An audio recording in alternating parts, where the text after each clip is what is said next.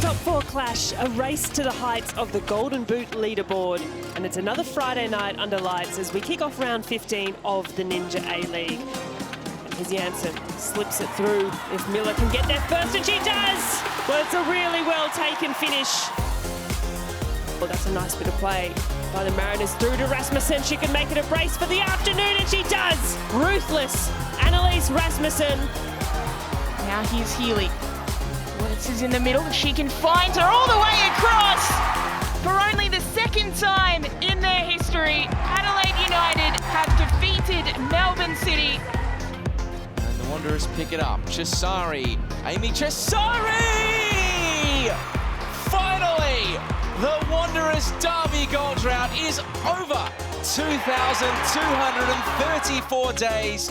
The Wanderers have waited to turn Sydney red and black. Josie Olasino hits the post. Sasha Grove, Canberra equaliser. Stanich Floody, what an introduction! They do the season double over the Victory. Block edge of the box, free to shoot, and Wellington lead away. And her second cuts onto her left. It's a hat trick for Pia Block. Take a bow, all right. Well, goals from every team across the league, a couple of upsets and some transfer news all coming your way after round 15. Hello and welcome to Dub Zone. I'm Amy Duggan and joining me is A-League's commentator Teo Pellizzeri and for the first time this season, former Matilda Alicia Ferguson, or better known as Ish to us. I'm back. Great to have you both here. Let's jump straight into moments of the round. I'm going to kick things off with 17-year-old Pia Vlock's incredible hat-trick against Newcastle. 2 in the first half, almost identical on the right foot, and then finish it off in the second, taking on the defence and slotting it home. I love watching Wellington play this season, but to see a 17-year-old stand up against the Newcastle defence, cool, calm and collected, and slotting them away for a hat-trick is amazing stuff. First Wellington player, only the third New Zealander in the history of the league. Not bad, Ish. She's epic. I really enjoyed just watching Pia Vlock's movement on the ball and just how she glides across the pitch. She had everything, one for the future, an absolute superstar, and yeah, really good performance. And what about your moment, Ish? My moment was Amy Chessari. As a defensive midfielder as well, whenever you score a goal, it's very exciting, Amy. And this was an absolute banger from Chessari. What I love is that little roll of a touch that she got out of her feet and then just didn't try and hit it too hard. Just lovely technique. So look at that, bottom of the foot, rolled it, and then top bins. We love to see it. Yeah, just a little pop-up. They're like the dream moments, I think, when you're standing outside the box and waiting for the ball to come across and you have a look up and you're like, I can just put this away nice and neatly. And yeah. She did. It was beautiful. 9 times out of 10 I wouldn't, so that was it was a great finish, right? It was quality. Look, first goal in 59 games. She's a defensive midfielder. That's not her, that's not her strength necessarily, but really great to see her pop up for just what was a great goal. And mine was a long shot too. Canberra United had such a frustrating first hour against the Melbourne Victory and actually would have been terrified at potentially losing the game after falling behind. Mary Stanich-Floody comes off the bench, hadn't scored this season, and then reminded us all why she was regularly getting nominated for Goal of the Week last season. Another really excellent strike, and this was 2 goals in the space of less than 3 minutes. Everything flowing for Canberra and back to their absolute best, and we'll get into that game a little bit more later. We'll dive into the analysis very soon, but first up we have some transfer news. Golden Boot leader Annalise Rasmussen is making the move from the Mariners all the way across to Italy with Juventus with a club record transfer fee. It's pretty amazing stuff. She's been on fire, but it means she won't be winning the Golden Boot. Yeah, it's a look. Congratulations to Annalise Rasmussen. She's had a really great season. Huge club. They're in the Champions League. They're in the round of 16 against Wolfsburg. She's got one of the best strikers in the world, Cristiana Girelli, who's an Italian international. She's played 238 games for Italy, 150 goals. That type of experience around her, that everyday training environment that Annalise is going to be in. And actually, Girelli is a beautiful human, speaks very good English. So trying to help with that cultural integration will be super helpful for Annalise. 11 goals in 14 games, a brace on the weekend against Brisbane. I guess it was only a matter of time, but a massive move for a 20-year-old. And it happened so quickly. It would have been nice for the Mariners fans to know that this was her farewell. But she left Ish the way that she's played all season, which is scoring different types of goals. People see Rasmussen's height, they see her, filling out and becoming a stronger player. But really, it's her movement and her touch which leads to so many of the goals. It's not purely physical presence, but the physicality continues to grow into her game. It's also just her confidence, right? Being a striker is pretty hard work. That's why they get paid the most money. And because it's hard to do that under pressure consistently. And she is just playing with confidence. So I interviewed her after one of the Mariners games and she said, an area of improvement is actually her heading.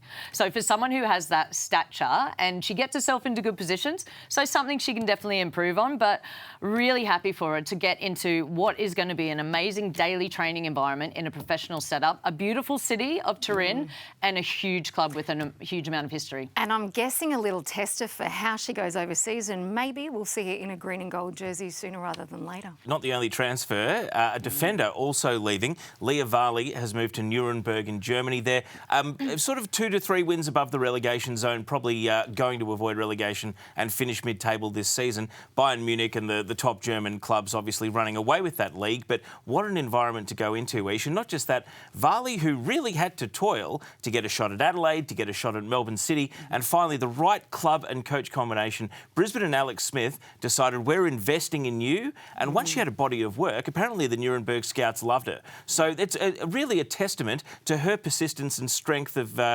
mind to say, no, I belong in the Ninja A-League, and then after actually building a case, she moves overseas. Yeah, and again, it's a shame to see these players leave the Ninja A-League. We talk about that all the time. However, it's great experience for them to go and be in a different environment, different country, different culture, different language, and even a different style of play. And I think for Leia Varley, she deserves that opportunity, and I really wish her the best at Nuremberg.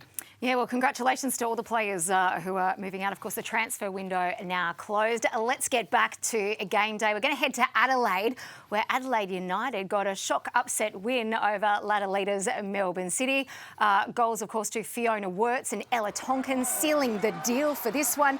Teo, a slow start to the season, but that seems to be a thing of the past. And maybe Melbourne City is becoming less shocking each time it happens because it's 3 defeats for the season now. But let's focus on Adelaide. They knew that they still had the 2 head-to-heads against Melbourne City to come in. Just last week, I suggested that they would be kicking themselves about the slow start because now they would absolutely believe they can finish top of the ladder and chase Melbourne City down. Absolutely. I think what they were missing was just a little bit of clinical finishing. You've got 2 great players in Erin Healy and Fiona Wirtz. I love seeing them play on the pitch at the same time.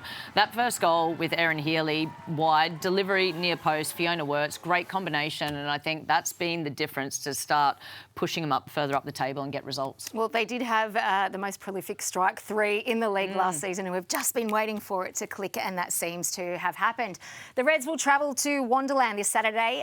They haven't lost to the Wanderers since 2019, so they will fancy their chances of picking up the points in that one. City, though, Ish, just 1 win in their last 4, which is a little unusual. It is unusual. I mean, look, we understand the way that City play. I think some of the execution just hasn't quite been there. Also, I think, they've been playing the same way for a long time. There's a very distinct style of play. Teams may understand that a little bit better. So they're still scoring goals. It's probably just some of that manner that they're conceding. But then saying that again, they always do a very risk and reward type of play. They really want to engage the opposition to bring them closer to them so they can break lines and play through them. But look, it makes for an interesting Ninja A-League, and it's nice to see a few upsets here and there too. How much of it is personnel, Ish? The injuries to both Laura Hughes and Leah Davidson, when we talk about the familiarity, those 2 were the engine room of this team. They're both gone at the same time, and this has coincided with the slump in form. I found it really curious that they moved Alexia Apostolakis to the bench for this game. They started Carly Rossbacken at right back, and that's after Rossbacken had put in a really good 90 against Brisbane, against a Brisbane midfield with Benti Jansen and Tish Woods, Momo Hayashi. I mean, I thought that they really lost Rossbacken's presence presence in the centre of midfield to combat against Adelaide. And in the end, Apostolakis got subbed on in the second half anyway. Yeah, Carly Ross-Backen did really well in that holding midfield role. But you are right, Leah Davison and Laura Hughes are two quality players that just connect. They connect from the defence and they connect the ball and then they play it forward. And they definitely, that has been a big loss to them. But yeah, good point about Carly Ross-Backen. I thought she was really impressive. She's so versatile. You see her at right back, left. It's kind of like, OK, Carly, pop in there. But she did really well in that number 6 pivot role. Well, Melbourne City will be looking for answers after going down 2-1 to Adelaide there. Let's hear now from their captain, Rebecca Stott, following the match. Yeah, obviously conceding 2 goals, it's hard to win a game with that. So we need to be stronger in defence, and I think we created a lot of chances, but then we need to just put them away. Yeah, Rado was an amazing man, and he had such an impact on a lot of us girls. And firstly, he's a great coach, and he helped me come back from a really tough moment in my life. So he means a lot to me, and yeah, it's heartbreaking. Yeah, great to see all the tributes to Rado across the weekend, and no doubt they'll continue tonight as Melbourne City takes on the Wanderers in that midweek make-up match.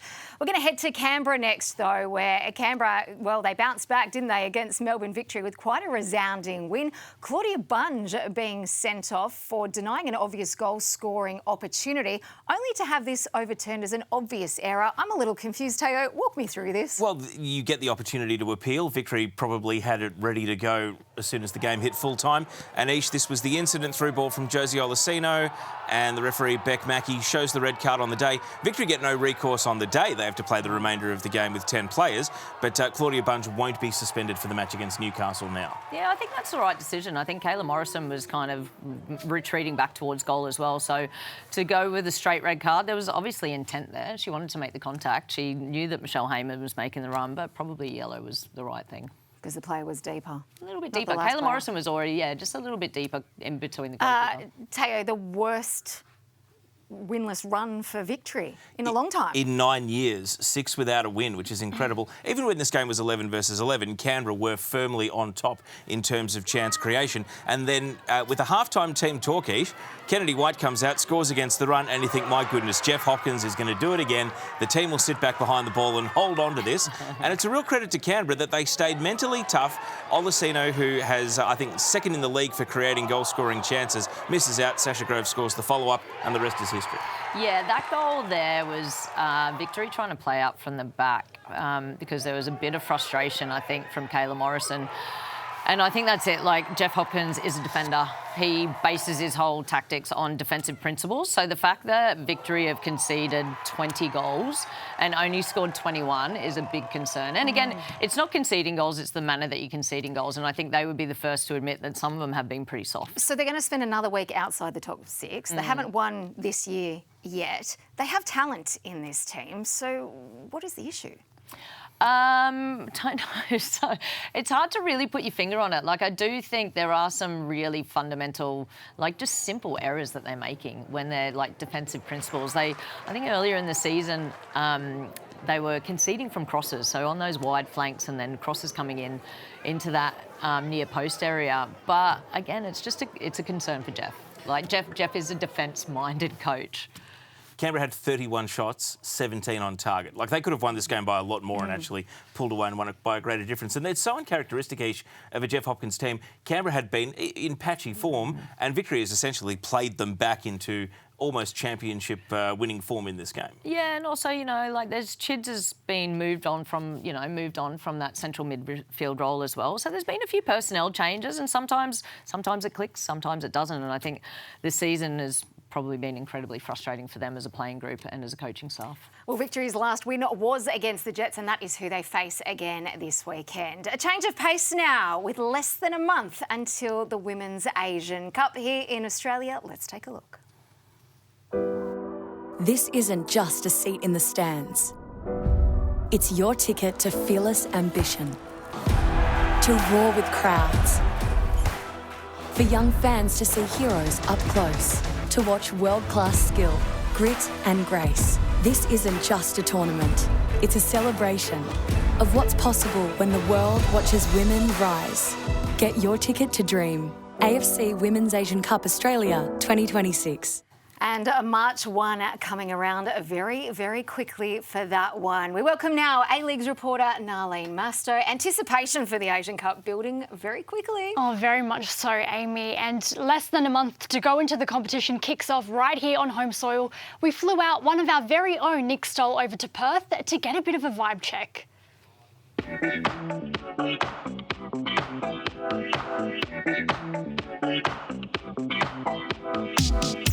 Well, it is 1 month to go until the Women's Asian Cup starts here on Perth soil. The very first game of the tournament, the Matildas up against the Philippines. Go Matildas! Well, one thing about it is it's in the best place in the world, and that's Western Australia. You couldn't get anything better than that. Oh, it's incredible. It's, 60,000 people. Hopefully it's at Optus. It's going to be a fantastic atmosphere. We saw how good it was when the Matildas played the Philippines here last time. The sellout crowd, the noise the crowd generates with K-pop Demon Hunter here as well. It's puts Perth on the map. As a player before I used to play, how well you played was really determined on how prepared you are. We are prepared. And, I will say we've delivered a tournament in 18 months instead of 14 years. But we're riding off the back of the love of the Matildas, so we've got good runs on the board. It's not just Australia that's going to be here. There are 11 other nations that are going to come here to Perth. Indian. So come to the stadium, get your ticket as soon as possible. We already bought a ticket since last year, September. Every time the international game or the over East, and now it's in the Perth, and very touched to us. And I wish everybody can come. I know Wednesday against Japan is it's hard, but we will try. And everybody here, we all come to there. Nalu 1, Nalu 2, Nalu 3, 4, 5, Nalu 7, 11. Formosa! Yeah!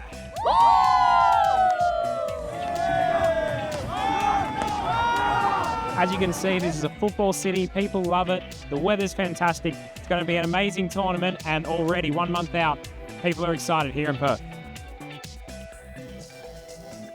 Oh, that's so awesome. All the cultures coming together. And thank you, Nick, for that incredible piece as well. But Aish, Matilda's squad not out yet, but what's your feelings ahead of the tournament? What do you make of the makeup of the squad? I'm actually feeling more confident after our last set of internationals against New Zealand. I'm getting the feeling that the cohesion is getting back, the confidence is back. I think some of the play in that, particularly that first game against New Zealand, was what we want to see from the Matildas, playing with freedom, playing with some bravery, and seeing players like Emily Van Egmond, coming back into form.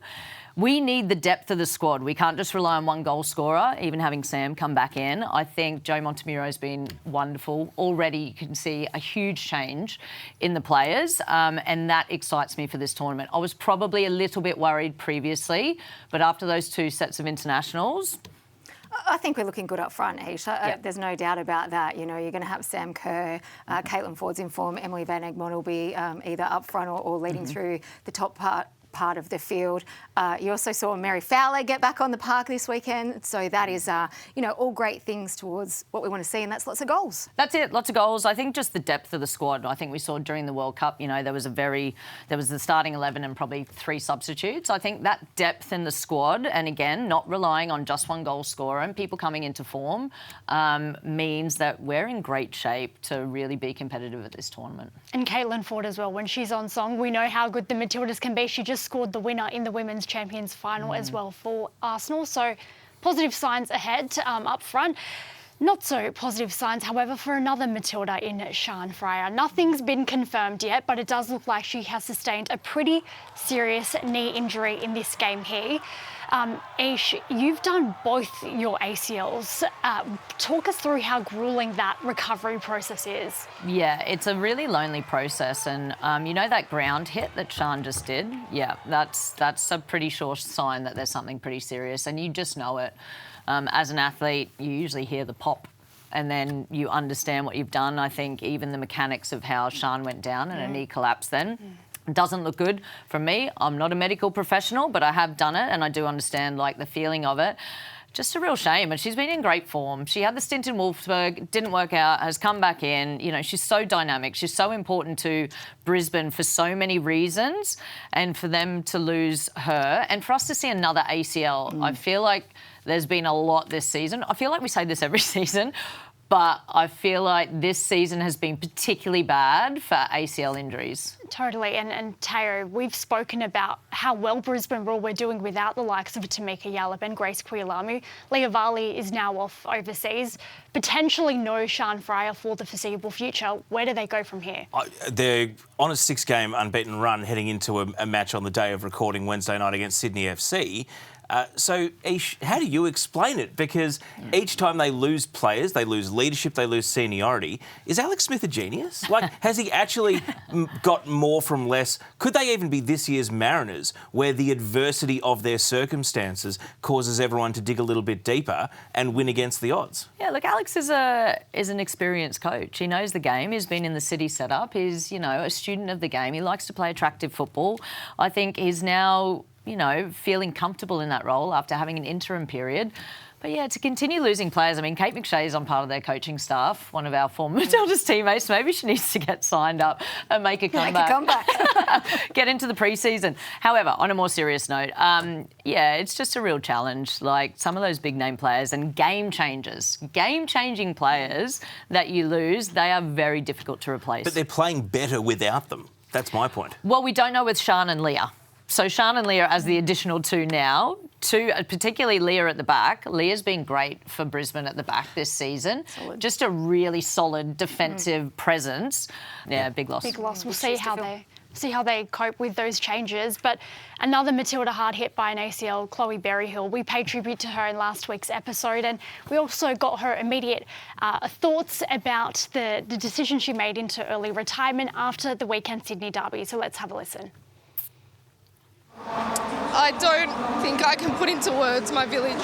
It's very big at the end of the day, and I feel very grateful, and the saying is so true, and I wouldn't be the person that I am. Forget about the player, but the person that I am leaving my career and the place that I'm in without my village. So words won't do it, but all the love and the actions hopefully after to give back all the years that I've missed.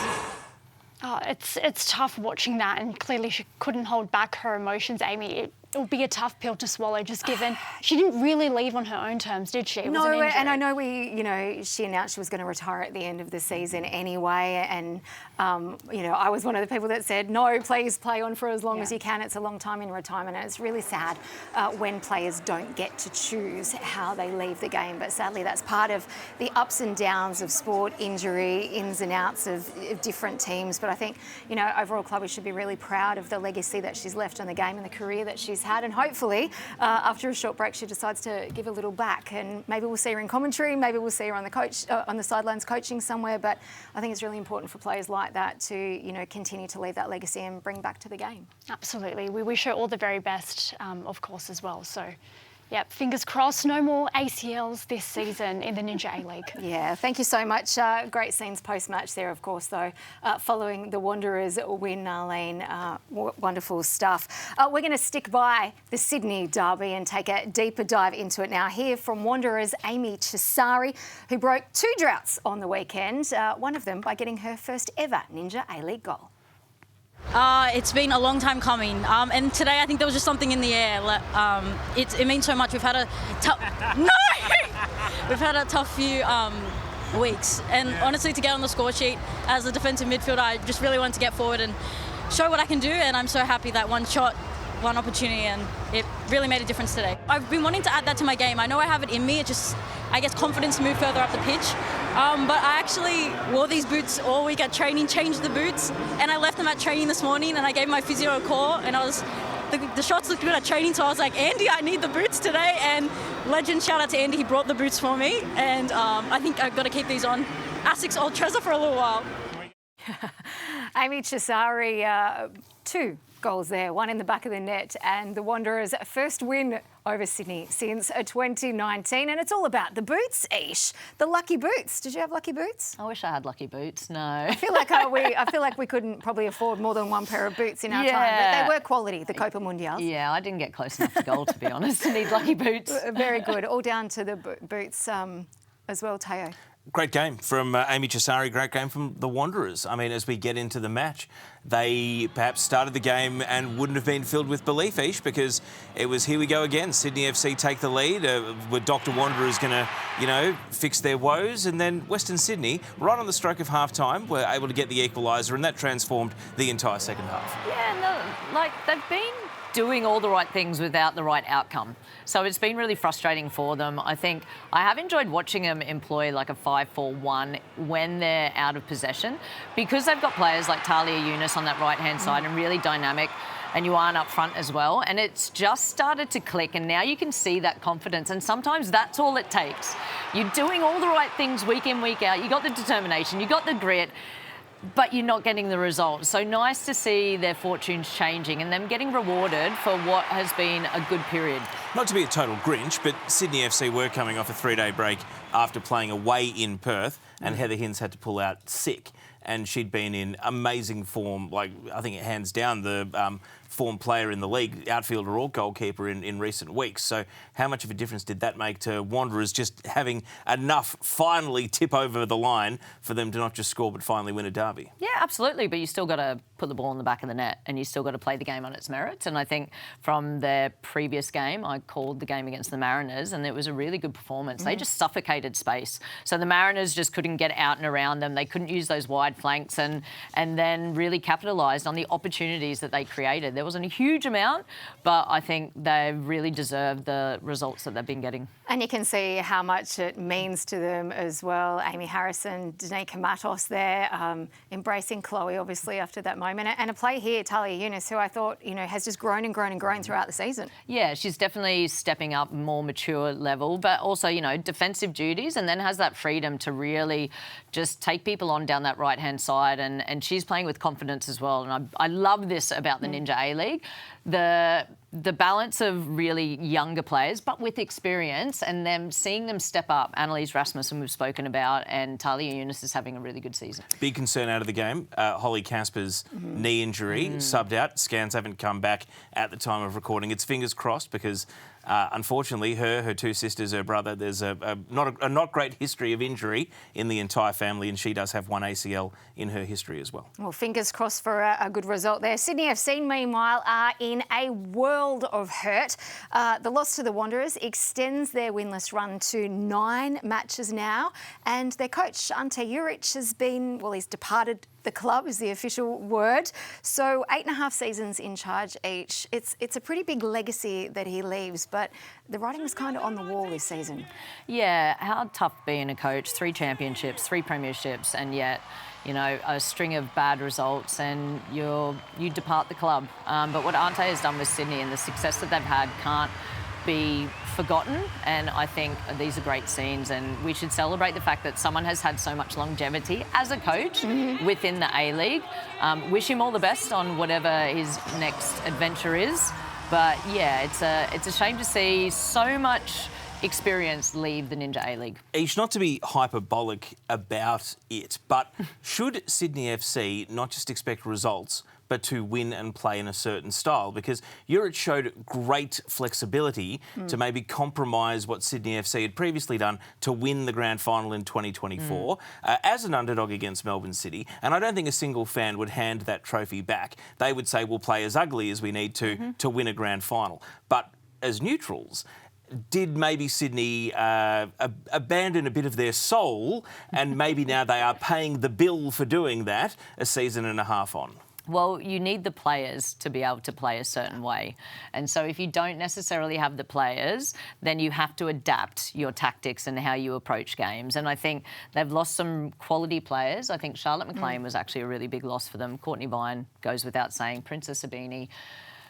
Nat Tobin as well. It's hard to replace those players, and hard for when you've had such a big turnover of players and turnover of experienced players, it takes a little while. who is a good candidate for the job? As we know, there is not a single Australian woman in a head coach position in the league this season, and the interim coach, James Slaveski, his experience is coaching as assistant coach of NPL Boys 18s, running coaching courses, and also as a video analyst. So very much an interim. So who would be on your shortlist if they said, Ish, we're going to bring you in as a consultant or put you on the hiring panel?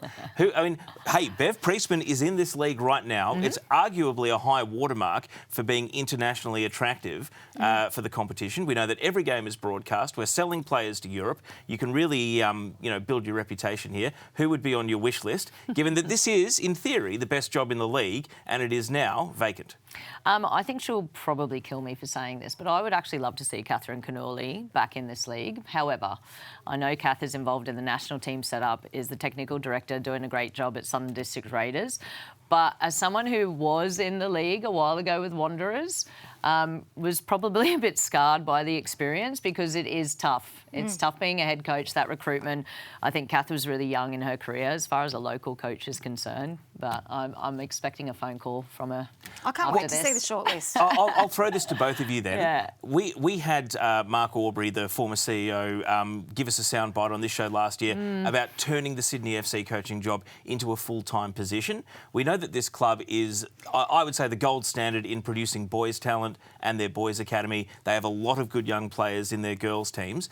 Is it not just the senior coach, but it's actually dedicated women's director of football, dedicated women's TD? Do they need to think about 3 hirings to replace Juric rather than simply a head coach? I don't think they'd have the resources to do that. This is Sydney FC. If not them, who? I would. Well, okay, if we were having this argument about the Mariners or resources. Newcastle, I'd say fair enough. But this is Sydney FC. Well, maybe they don't want to put the resources to that, because if they wanted to put the resources to it, they would have done that by now. So Ante not being full time, we talk about things that need to improve in this league. Yes, conditions for the players, but also conditions for the coaches as well. Full-time, getting in there, talking about the development, talking about the pathways, how we can develop players domestically who can go on and then represent our national teams or whatever age group. I think that's definitely something I would like to see Sydney FC actually put some resources into. I mean, if I'm a coach, the chance to... You saw the Claire Corbett assist there for Amber Lookmeyer's goal. The chance to go in and coach players like that, that's a Matilda in the making if you put the right infrastructure and development and leadership around players like that. I would want that job if I was a coach. I think that's a really good point. Who wants the job? So, I'm talking about someone who played the game, is in a coaching role with the national team at the moment, in Kath Cannulli. Does Kath want the job? I don't think she would. Because of her previous experience and because of what the conditions are like for coaches. And if it's not a full-time position, then it's a hard slog. And Ante didn't just have one job. He had quite a few jobs. I'm getting into coaching now. You need to have 4 or 5 different coaching jobs to actually make it work. And that is challenging. If you want to be a career coach, that's something that Europe has, that Australia doesn't quite have. In the women's game, we don't have many career coaches, and I think it's definitely something that we need to address. I agree, and maybe that is a big call out for the clubs to do better and to invest in the women's game and its development. But by and by, we wish Ante Juric all the best in his career post-Sydney FC. Looking ahead to one of the most intriguing fixtures this weekend, second place Wellington Phoenix, haven't they been on fire, hosting Perth Glory on Friday night after dismantling the Jets in Newcastle, all thanks to a 17-year-old Pia Vlock and her hat-trick, Deo. Yeah, this was a phenomenal performance from the Wellington Phoenix. Dare I suggest we may have poo-pooed the idea of winning the coin toss earlier in the season, Amy? I think that Wellington attacking with the wind at their backs was pretty important in this first half. And, of course, Newcastle unfortunately had Annalise, their Kiwi goalkeeper, pull out injured after picking up a knock in training. And it was a real baptism of fire for Georgia Ritchie, the 17-year-old debutant, in goal for the Newcastle Jets. But Wellington were ruthless. And just like the 7-0 against Sydney FC, once they had the foot on the accelerator, they did not let up. They go 5-0 up here. They score against the wind in the second half. and it means that Melina Ayres' late goal is a mere consolation. Pia Vlock, here are the youngest ever hat-trick scorers. Ish and Amy, you two were both covering the league when Tara Andrews broke onto the scene. And neither of our names are on that list, just to be clear. But look at she's only only the third player under the age of 18 to score a hat-trick in the Ninja A-League. What an incredible achievement. Yeah, I was so impressed, seeing her performance against the Jets on the weekend. It was just that first goal, little scan over the shoulder, had the awareness to actually receive the ball on her back foot, facing forward, had that strike. That level of football sophistication and intelligence, you can't really coach that. You've either got it or you don't, particularly at that age, that young age. But what a super talent. Can't wait to see how Pia continues developing. And in some pretty good company in that list of great names. company, yeah. Kai Simon, Caitlin Ford, even Sienna Seveska, we know, the tricks she has in her bag. So, Ish, let me ask you this. The Knicks are really clicking this season. Does Perth have any chance on Friday night? It's always hard away from home, isn't it? So I also think it's great to see Bev Priestman back in a coaching role. I think she's hugely experienced. I think she has done wonders with the Wellington Phoenix and really good signings as well. And even with a couple of those injuries, the cohesiveness is really obvious to see. And then you've got awesome players like Pia Vlock, who's coming up and scoring a hat-trick. Now, this was Perth's most recent game. They're coming off a 10-day break because they had the bye at the weekend. They knocked on the door repeatedly against Sydney FC, and Heather Hinds had the game of a lifetime to keep them out. And it just feels like, it's Waitangi Day, it's a double-header, so it's going to be a good crowd. It's kicking off at the equivalent of 11 a.m. for Perth. Now, we know that when the Kiwis go west, it's a super late night for them. So the deck is stacked against Perth Glory. The one thing they do have going for them is they did beat Wellington and keep a clean sheet earlier in the season when they met over at the Samco Football Centre. And they're better at home. They're better at home. But of course they're better at home. They have to travel a lot. You still can't I keep saying this, I sound like a broken record. You can't underestimate the impact the travel has. Talking about it's 11 a.m. kickoff. Amy, you know this. The biggest issue you have is sleep, one, and then trying to get your nutrition right. So if it's 11 a.m. kickoff and then you're trying to eat at some ridiculous time to get your pre-match meal in and a little bit of that jet lag and fatigue, it is tough going, and we understand that. I do understand that as players. And also, Wellington are in really good form. So not taking anything away from the footballing side of things, just trying to give a bit of background of what it's like for a player when you have to be on a flight for so long, and then with that time difference as well is a bit of a stitch up. We will wait and see the result of that one. Let's take a look at the ladder for you now. Of course, Melbourne City still sitting on top there, 12 games played, 23 points and a decent positive goal difference there. The Phoenix have climbed up to second. Canberra, Adelaide, Brisbane and the Central Coast are making up the top six. It's Melbourne Victory after that string of losses now dropping out of the top six. Perth sitting in eighth, and the two Sydney sides lingering down the bottom. We come into a really important weekend of games, Amy. Melbourne Victory against Newcastle Jets. Even if they draw with each other, it feels like the loser loses touch. And a draw hurts both of them. The midweeks are crucial because that'll change the ladder between now and the weekend. It's probably the closest top versus bottom in terms of form line you could ask for with City Wanderers. And then will Sydney FC have a new coach bounce, or will Brisbane Roar keep their undefeated streak going? Hard to say. But rolling into the weekend, Ish, what stands out to you as perhaps the pick of the games? Yeah, pick of the games for me is that Melbourne City Brisbane Roar. So obviously those departure of Leia Varley, Sharn Freier injury, and City just coming off the back of a loss, depending on what happens tonight. But that inconsistency with City, they tend to bounce back pretty strongly. I reckon City will be looking to do the double this week and get back on their winning track and stay on top of the ladder with a win over the Wanderers tonight and then a win on the weekend. Teo, plenty to look forward to. Teo Pellizzeri and Alicia Ferguson, thank you for your insight and your time on Dub Zone today. Much appreciated, and enjoy the weekend, whichever games you end up calling. Thanks, Amy. Yes. Plenty of action coming your way in round 16 of the Ninja A-League. Grab your tickets, get out to a game, or of course you can watch each and every game on Paramount+. Thanks for your time on Dub Zone. We'll be back next week.